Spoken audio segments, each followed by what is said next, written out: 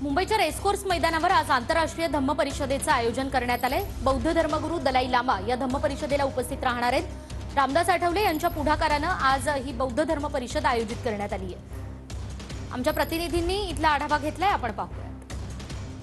मुंबईच्या रेसकोर्स मैदानावरती आंतरराष्ट्रीय धम्म परिषदेचं आयोजन करण्यात आलंय आणि बौद्ध धर्मगुरू दलाई लामा यांची विशेष उपस्थिती आज या धम्म परिषदेला असणार आहे अशी माहिती मिळते। आणि आपण जर बघितलं तर त्याची जय्यत तयारी मुंबईच्या रेसकोर्स मैदानावरती सुरू करण्यात आलेली आहे। भव्य असा मंच या ठिकाणी तयार करण्यात आलेला आहे आणि या मंचाची आता पाहणी महानगरपालिकेचे कर्मचारी अधिकारी यांच्याकडनं केली जात आहे। त्यासोबतच विविध बौद्ध संघटनांचे पदाधिकारी भंतेजी हे देखील उपस्थित राहणार आहेत। जे काही हजारो लोक या ठिकाणी उपस्थित राहतील त्यांच्याकरिता देखील बसण्याची व्यवस्था मुंबईच्या महालक्ष्मी रेसकोर्स परिसरामध्ये करण्यात आली आहे। सायंकाळच्या सुमारास या कार्यक्रमाचं आयोजन पार पडणार आहे। या कार्यक्रमासाठी मुख्यमंत्री एकनाथ शिंदे त्यासोबतच उपमुख्यमंत्री देवेंद्र फडणवीस आणि अजित पवार यांना देखील आमंत्रण देण्यात आलेलं आहे। मुंबई पोलीस असो, मुंबई पोलिसांचं अतिदक्षता पथक असो, त्यासोबतच सीसीटीव्ही व्हॅन्स असो, मुंबई पोलिसांच्या यांच्या माध्यमातून या स्थळाची पाहणी केली जाते। आंतरराष्ट्रीय धम्म परिषदेतनं दलाई लामा काय संदेश देतात हे बघणे तितकंच महत्त्वाचं ठरणार आहे। कॅमेरा पर्सन कमलेश डोंगरेसह अक्षय कुडकेलवार,